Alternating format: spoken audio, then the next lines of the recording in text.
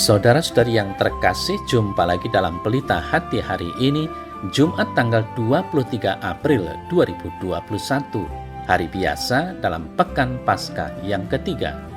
Bersama saya Romo Thomas Suratno SC dari Paroki Cilandak, Jakarta Selatan, mendengar dan merenungkan Sabda Tuhan, yakni firman Tuhan yang tersurat dalam Injil Yohanes, bab atau pasal 6, ayat 52 sampai dengan ayat 59.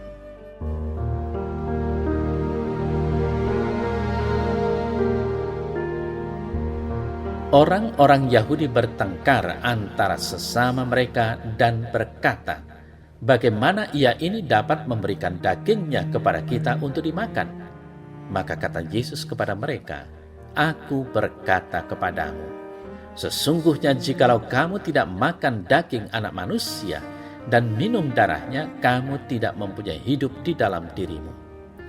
Barang siapa makan dagingku dan minum darahku, ia mempunyai hidup yang kekal, dan aku akan membangkitkan dia pada akhir zaman. Sebab dagingku adalah benar-benar makanan, dan darahku adalah benar-benar minuman. Barang siapa makan dagingku dan minum darahku, ia tinggal di dalam aku dan aku di dalam dia. Sama seperti Bapa yang hidup mengutus aku dan aku hidup oleh Bapa. Demikian juga, barang siapa yang memakan aku akan hidup oleh aku. Inilah roti yang telah turun dari sorga, bukan roti seperti yang dimakan nenek moyangmu dan mereka telah mati. Barang siapa makan roti ini, ia akan hidup selama-lamanya." Semuanya ini dikatakan Yesus di Kapernaum ketika ia mengajar di rumah ibadat.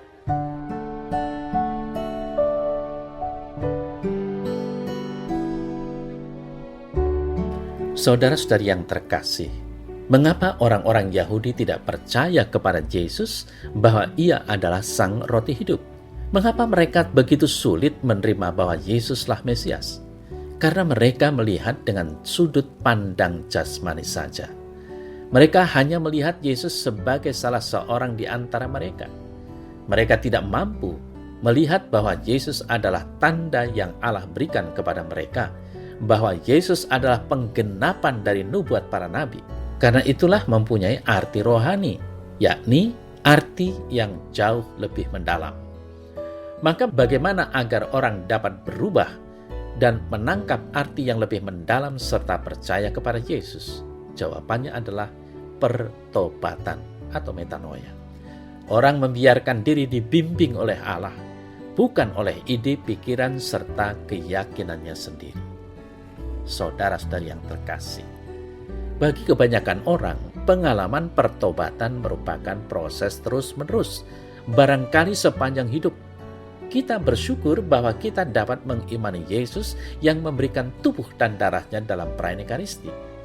Pengalaman pertobatan dan mengimani Yesus tidak lain merupakan anugerah Allah. Mari kita bertekun di dalamnya, agar kelak dapat merayakan perjamuan abadi dan kekal bersama Dia. Saudara-saudari yang terkasih, dalam Injil dikisahkan bagaimana Yesus membimbing para murid dan orang-orang di sekitarnya dari titik ekstrim yang membuat orang-orang tersebut krisis iman sampai ke penjelasan sederhana bahwa Dia memang roti hidup yang telah turun dari sorga. Oleh karena itu, kalau mereka makan, maka mereka akan hidup. Apa artinya makan tubuh dan darahnya?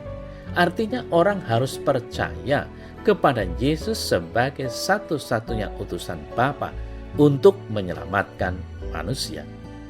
Percaya berarti mencintai Dia dan bahwa Dia hendaklah menjadi segalanya bagi setiap orang yang percaya.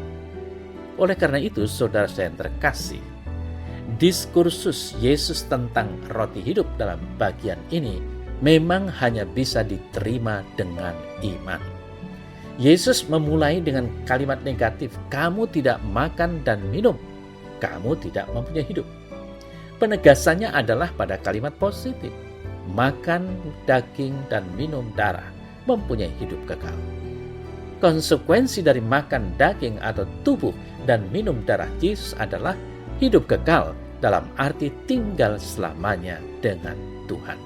Saudara-saudari yang terkasih, Ekaristi adalah saat indah di mana manusia datang bersatu dengan Tuhan. Saya teringat akan kata-kata Teresia dari Kalkuta. Mestinya kita jangan memisahkan hidup kita dari Ekaristi.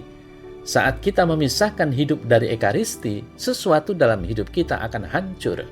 Pada suatu kesempatan orang bertanya kepada kami, dari manakah para suster di biara Anda memperoleh kegembiraan dan kekuatan untuk melakukan pelayanan pada kaum miskin?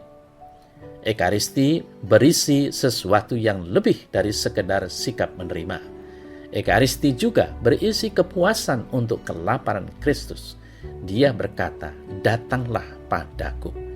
Dia lapar akan jiwa-jiwa.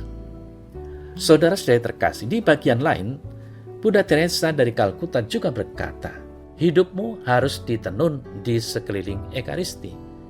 Arahkanlah matamu padanya. Dialah cahaya. Bawalah hatimu sedekat-dekatnya pada hati ilahinya. Mintalah darinya rahmat untuk mengenalnya, kasih untuk mencintainya, keberanian untuk melayaninya. Carilah dia dengan kerinduan. Saudara saya terkasih, sabda Tuhan pada hari ini sangat indah.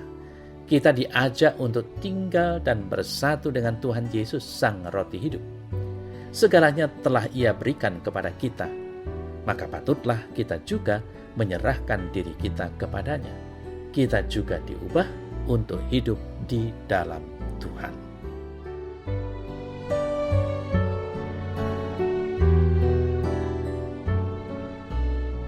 Dalam nama Bapa dan Putra dan Roh Kudus. Amin.